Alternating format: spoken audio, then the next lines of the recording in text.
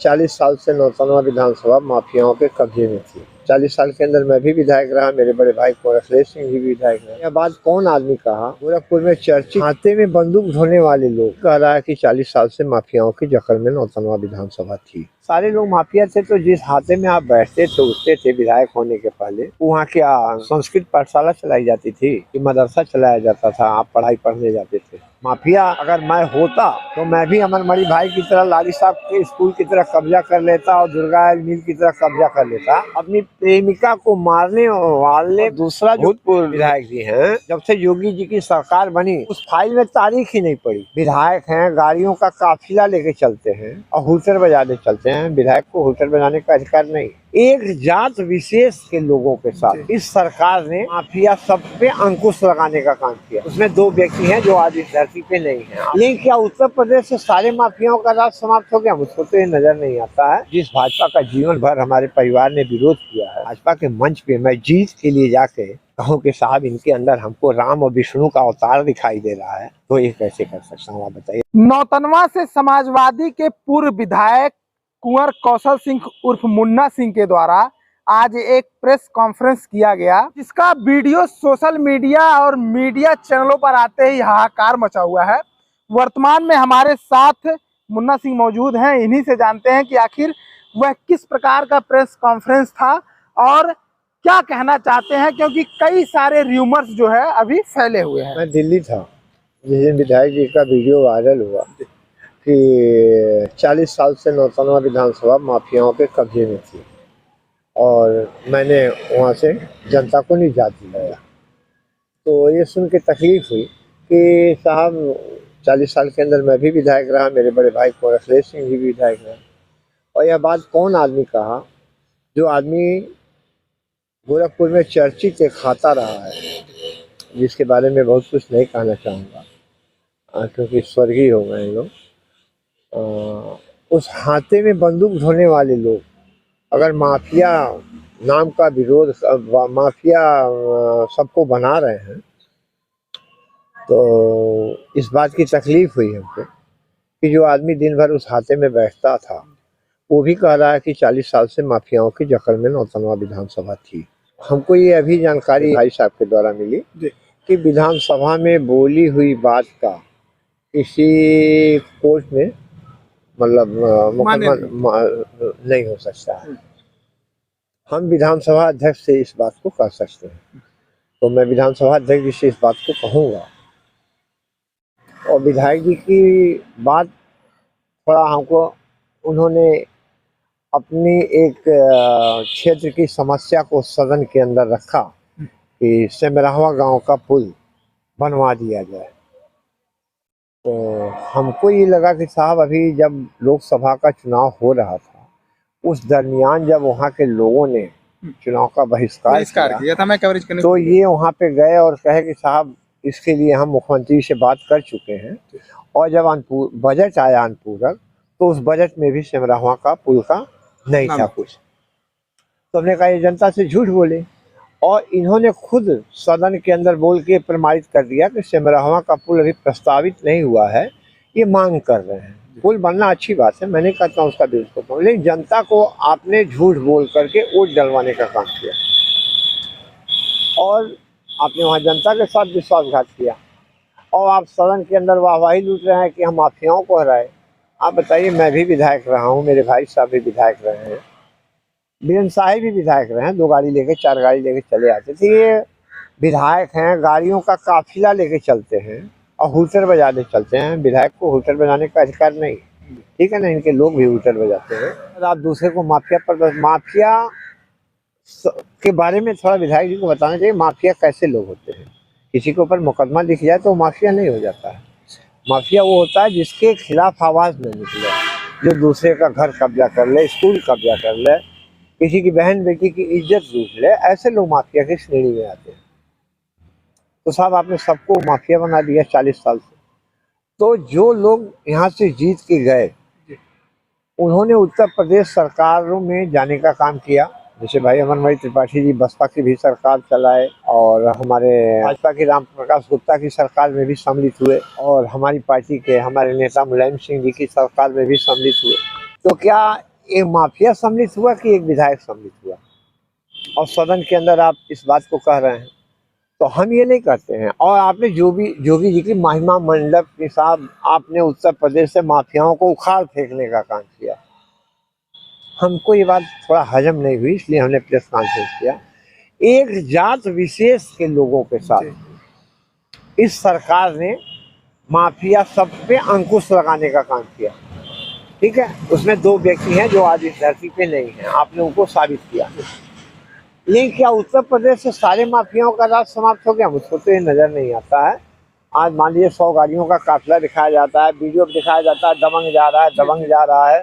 अभी जोगी जी ने अगर बड़ा नेक काम किया, तो जिस भाई अमरमणि त्रिपाठी जी की रिहाई की है जोगी जी की सरकार ने, वो एक महिला की हत्या में ही न बंद थे 20 साल से, और 15 अगस्त पे आपने छोड़ा उनको। ठीक, उनके छूटने के आज इतने दिन बाद बस्ती कोर्ट में वारंट चला, कुर्की वारंट चला, और बीजेपी के लोग कहते हैं कि कोई 2 दिन भी बाहर नहीं रह सकता है। एक आदमी के पीछे साल भर से कुर्की घूम रही है, जज फरियाद लगाता रह गया, आपकी पुलिस गिरफ्तार नहीं कर पाई, और आपने उसको छोड़ा, और 4 दिन से उसका भी वीडियो वायरल हो रहा है। अपने आप को औरत मारने वाला, अपनी प्रेमिका को मारने वाले में मुकदमे से वो सजा आफ्ता घोषित होने वाले, और दूसरा जो वर्तमान भूतपूर्व विधायक जी हैं, जिनकी केस आज तक जब से योगी जी की सरकार बनी उस फाइल में तारीख ही नहीं पड़ी, वो अपने आप चल रही है, उसमें न पक्ष हाजिर हो रहा है न विपक्ष हाजिर हो रहा है। ठीक है ना, तो ये कहाँ की न्यायपूर्ण कार्रवाई है? ठीक है ना, तो किसी को इतना ना आप कह दीजिए, भगवान का महिमा मंडप ना आप कह दीजिए। ठीक है, जोगी जी क्या है क्या नहीं, इससे मेरा लेना देना नहीं है, लेकिन जोगी जी ने एक अपराधी को छोड़ करके उत्तर प्रदेश की जनता को क्या मैसेज दिया कि मैंने किसी शरीफ आदमी को छोड़ा है क्या? ठीक है ना, ये हमारा, जैसे इन्होंने जो जोगी जी का महिमा गान गाया, उस पर मेरा ये कहना था। और जो इन्होंने कहा कि सारे लोग माफिया हैं, तो अगर सारे लोग माफिया थे तो जिस हाथे में आप बैठते थे उठते थे विधायक होने के पहले, वहाँ क्या संस्कृत पाठशाला चलाई जाती थी कि मदरसा चलाया जाता था, आप पढ़ाई पढ़ने जाते थे? ठीक है ना, तो हर आदमी को आप ऐसा ना बोलें। आप विधायक हैं, आप ठीक है, नेता झूठ बोलता है, इतना न झूठ बोलना कि जो पकड़ में आ जाए। आपने साहब डीएम साहब को चिट्ठी लिख दिया कि जंगल से जानवर आ रहे हैं, आपने डीएफओ को चिट्ठी लिख दिया, आपने वन मंत्री को चिट्ठी लिख दिया। आप चिट्ठी को अपने, हम लोग भी विधायक रहे हैं, आप हर चिट्ठी को अपने मोबाइल से अपने लोगों के द्वारा आप समाज को दिखाते हैं कि मैंने ये किया। मैं पूछता हूँ, जिसको करना रहता है वो पूछता नहीं है साहब। विधायक निधि जब हम लोग विधायक थे तो 1.25 करोड़ साल की मिलती थी। आज योगी जी की कृपा हुई विधायक लोगों पे तो 5 करोड़ लोग पा रहे हैं, 25 करोड़ 5 साल में 25 करोड़ पा रहे हैं। हम लोग 5 साल में मतलब 7 करोड़ के अंदर ही रह जाते थे। ये तो बाद में बढ़ी थी 1.5 करोड़, पहले 1.25 करोड़ ही मिलती थी, जिसमें 25 करोड़ लाख रुपया दवा कराने के लिए मिलता था पब्लिक का, जिसका मैंने कराया है अच्छा सा, जो सही है। आप साहब फरियाद लगा रहे हैं, आज मैं विधायक होता और योगी जी मुख्यमंत्री होते तो मैं अगर 7 करोड़ की संपत्ति से 19 किलोमीटर का जंगल घेरवाया था, ये है ना आप लोगों के सामने, तो मैं तार से नहीं घेरवाता, ये जो जाली आती है ना उससे घेरवा देता कि तेंदुआ भी निकल के बाहर ना आ पाता। ठीक, और अगर विधायक के चिट्ठी लिख देने से काम हो जाता तो इस जिले में 5 विधायक हैं और 5 के यहाँ जंगल एरिया है और 5 के यहाँ जनता तबाह है जानवरों से। तो हम पूछते हैं, जानवरों से तबाही योगी जी की ही सरकार में ना आई? जितना सरकार हमको दान नहीं दे रही, उतना दाम नहीं दे रही, उतना तो जानवर चढ़ जा रहा है। ठीक है ना, तो फिर महिमा आप उतनी ही करिए किसी चीज़ की जो थोड़ा पच जाए। ठीक है ना, जो अपच हो जाए वो हम इसको बर्दाश्त नहीं कर पाते हैं। इसीलिए मैंने प्रेस कॉन्फ्रेंस की कि सबको आप माफिया ना बना दीजिए। माफिया अगर मैं होता तो मैं भी अमरमणि भाई की तरह लाली साहब के स्कूल की तरह कब्जा कर लेता और दुर्गा मिल की तरह कब्जा कर लेता। 17 में मैंने वो खाली करवाया था ना, हाई कोर्ट के द्वारा खाली हुआ था ना, पुलिस कप्तान और डीएम साहब आके कब्जा दिलाए थे ना। और जैसे ही योगी जी मुख्यमंत्री हुए अमरमणि भाई ने फिर कटका में कब्जा कर लिया और गोंडा बलरामपुर में फॉरेस्ट फोर्स का कब्जा कर लिया और फिर उन्होंने नौतनवा कार्यालय पे 2 तल्ला घर बना दिया। वारे प्रशासन योगी जी का जो जमीन एसपी और डीएम ने उस ओम प्रकाश कमलिया के परिवार को सौंपी थी, उस कुर्की वारंट में जो घर बना उसको नहीं सीज किया गया, बगल वाला जो सरकार कोर्ट ने खाली कराया था उसको सीज कर दिया गया। ये कहाँ की न्याय संगत बात है, ठीक है ना। तो इनकी महिमा मंडप पे और इनके माफिया सब पे हमने ये कहा था और प्रेस किया था। और आपसे भी बता रहा हूँ, अगर विधायक जी को जनता से इतना ही प्रेम है तो 3 साल में जो विधायक निधि ले आए हैं उसके योजनाओं को बता देना जनता के बीच में। योगी जी की योजना क्यों बता रहे हैं कि डांडा हेड और वो, तो ये तो हमने भी बहुत किया। अखिलेश जी ने 41 गाँव लोहिया किया था हमारे यहाँ, 24 गाँव हमने बॉर्डर डेवलपमेंट से कराया था, 26 गाँव लोहिया जनेश्वर मिश्र से कराया था। लेकिन हमने विधायक निधि से बिजली सिंचित करने का काम किया था, आप जानते हैं। ये जरा बतावे ना, गाँव में जो सौर ऊर्जा लग रही है लाइट प्रधानों की, तो गांव में कहा जाता है ना 60% कमीशन है। तो जो पुराने विधायक जी थे और ये लोग जो सौर ऊर्जा की लाइट लगा रहे हैं, कौन विभाग नहीं जानता है कि इसमें कितनी बड़ी लूट है। जब आपने विधायक निधि का हिसाब तो दें जनता से, उसके बाद सीना ठोकें। टैक्सी स्टैंड नौतनवा में चल रहा है ना, पुराने मतलब योगी जी की सरकार जब गठित हुई तो ये हुआ कि टैक्सी स्टैंड के लिए कोई जगह निर्धारित की जाएगी। तो नौतनवा नगर पालिका ने मंडी के पास न जा करके जगह निर्धारित किया, आज सड़क पे भीड़ लगा करके पैसा वसूला जा रहा। आप बताइए, नगर पालिका का टैक्स उसी से न लिया जाएगा जो सवारी चढ़ाएगा और जो सवारी उतारेगा। जो आदमी नेपाल से नौतनवा में मार्केटिंग करने आ रहा है, आप उसकी गाड़ी से नहीं न लेंगे। जो आदमी ट्रक लेकर के आया गिट्टी उसको ठूठी बारी जाना, उससे आप नहीं न लेंगे। जो आदमी ठूठी रोड से नेपाल जा रहा उससे नहीं ना आप लेंगे। जो आदमी आप ही के विधानसभा का रहने वाला है और बारात लेकर के ठूठी रोड से कुल्ही रोड पे जा रहा और कुल्ही रोड से ठूठी रोड पे जा रहा, आप उससे नहीं ले लेंगे। आपके समाज में सीधे सरेआम लिया जा रहा है कि नहीं लिया जा रहा है? ये अपराध किसकी छत्र छाया में पड़ रहा है? विधायक जी मुकदमा तो लिखावे उनके खिलाफ।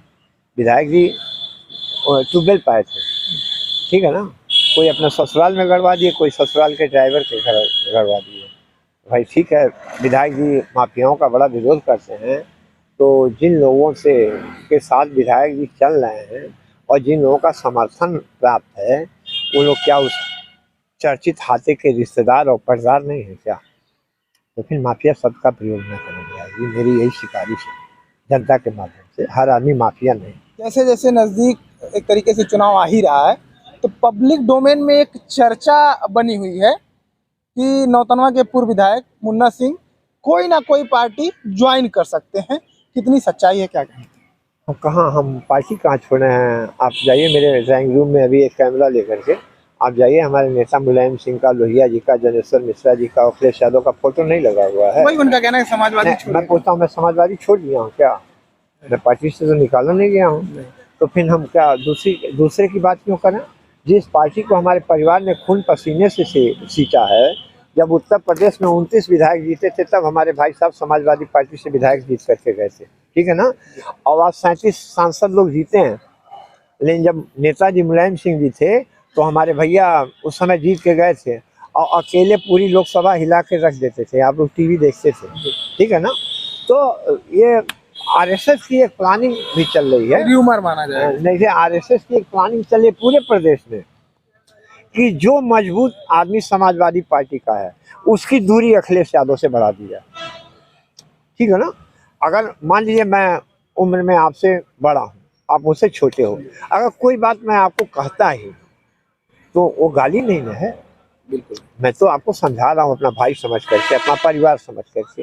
ये हमारे भैया और अखिलेश यादव जी के बीच की कुछ फर्का होगा या लोगों का लगाया बजाया झगड़ा होगा कि हमारे भैया को पार्टी से निकाला गया, लेकिन मेरे भैया ने नहीं कहा। गौर करिएगा, मैं आपको एक घटना बता रहा हूँ अभी जल्दी की। मेरे भाई साहब का हार्ट का ऑपरेशन हुआ, मैं गया हुआ था लखनऊ। भाई साहब उस दिन गिर गए थे तो सर में चोट आ गई थी। जब मैं सुना तो भागा, मैं गया तो भैया से उस पर मोबाइल पे इंटरव्यू चल रहा था कि साहब सत्ता पक्ष ये आरोप लगा रहे कि विपक्ष लाश पे राजनीति कर रहा है। मेरे आंख से आंसू निकल गया भैया का बयान सुन करके भैया ने कहा कि हमारे नेता मुलायम सिंह जी थे, और जब अयोध्या में घटना घटी थी तो पूरे देश में भाजपा ने उस बात को चर्चित किया कि यहाँ पे गोली चली, जबकि वो संविधान बचाने के लिए गोली चली थी। और जिस आदमी ने गोली, जो प्रमुख सचिव थे, उनको भाजपा ने राम जानकी मंदिर ट्रस्ट का अध्यक्ष बना दिया, ठीक है ना। और जब वहाँ प्रयागराज में जब वो घटना घटी तो उसमें लोगों ने कहा इतने लोग मरे, तो सरकार ने कहा 30 लोग मरे, ठीक। उस पर मेरे भैया का इंटरव्यू आ रहा था, तो मैंने कहा ये आदमी किस माटी का बना हुआ है कि पार्टी से निकाला भी गया है और आज भी आदमी पार्टी हित में बात कर रहा है, ठीक है ना।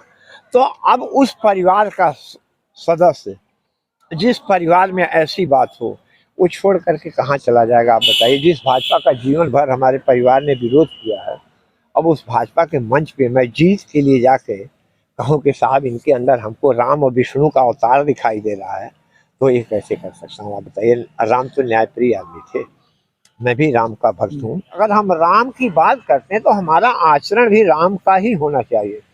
राम ने कहीं इंसानियत का हनन नहीं किया है, लेकिन एक वोट के लिए एक इंसान की हत्या करके दूसरे इंसान को संतुष्ट करना, ये राम का चरित्र नहीं रहा है, ठीक। राम कभी लोभी नहीं रहे हैं। लोभी रावण था, सोने की लंका में जाके वास कर लिया था, ठीक है ना। लोभी राम नहीं थे, लोभी भरत नहीं थे। महिला की हत्या करने वाले को योगी जी ने बरी करवा दिया, क्षमादान दिलवा दिया। तो साहब विधायक जी कोर्ट के अंदर कह रहे हैं कि साहब इतना न्याय प्रिय आदमी तो पैदा ही नहीं हुआ है। तो हंसी आई, इस बात के लिए हमने प्रेस कॉन्फ्रेंस किया, ठीक है। और जिस पंडित जी की बात की जाती है, आज नहीं है बेचारे, ठीक है। हमारी दुश्मनी से हमारे ऊपर बहुत मुकदमा लिखाए हैं लोग, 13-14 मकान नौतनों ने कब्जा था, हम लोग खाली कराए हैं। पुलिस के अधिकारी तक हम लोगों के साथ डकैत बने हैं, और उस जवानी में हम लोग उनको देखें, ठीक है ना। आज तो नहीं है। योगी जी तो तब राजनीति में नहीं थे। मैं बहुत मानता हूँ महंत अवैधनाथ जी को, जो सादगी के एक प्रतीक थे, ठीक है ना। जिनके अंदर साक्षात ये लगता था कि कोई संत और महात्मा है। मैं जब भी मंदिर में जाता था तो उनका आशीर्वाद लेकर के आता था। उन्होंने कभी इंसान को लड़ाने की बात नहीं की थी। तो अब मान लीजिए योगी जी कुछ कह रहे हैं, उतनी बड़ी कुर्सी पे हैं। अभी आप बताइए, हम पूजा नहीं करते हैं, आप पूजा नहीं करते हैं। जो आदमी हिंदू है उसके अंदर भगवान का वास है। जो मुसलमान है वो अल्लाह का कर रहा है, जो ईसाई है वो यीशु का कर रहा है, जो सरदार है गुरु नानक देव जी का कर रहा है। हर आदमी अपने अपने धर्म का पूजा कर रहा है। अब अभी सुना हूँ योगी जी ने किसी को गिद्ध बना दिया, किसी को सुअर बना दिया, ठीक है ना। इतनी बड़ी कुर्सी पर बैठने के बाद ये बात अच्छी नहीं लगती है ना। वो भी तो आप ही का भाई है, आप ही का समाज का है, वो भी तो सनातनी ही है ना। बिल्कुल। हम कहते हैं रावण भी तो सनातनी ही था ना।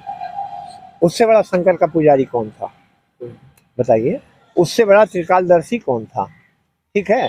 तो हम पूछते हैं ऐसा नहीं होना चाहिए, जो हो रहा है ये अच्छा नहीं हो रहा है। बिल्कुल। नौतनवा के पूर्व विधायक का कहना है कि जिस तरीके से पब्लिक डोमेन में एक र्यूमर फैलाया जा रहा है कि वह समाजवादी को छोड़कर किसी दूसरी पार्टी में जाएंगे, यह सरासर गलत है। और उनका ये भी कहना है कि ये आरएसएस की चाल है। आरएसएस जब किसी मजबूत स्तंभ को देखती है, इस तरीके से एक र्यूमर फैलाती है जिससे जो मजबूत स्तंभ है किसी भी पार्टी का वह ढह जाए। बाकी इस खबर को लेकर आप क्या कहना चाहते हैं, पूर्व विधायक के प्रेस कॉन्फ्रेंस को लेकर क्या कहना चाहते हैं, हमारा कमेंट बॉक्स खुला हुआ है, उसमें आप अपनी राय रख सकते हैं।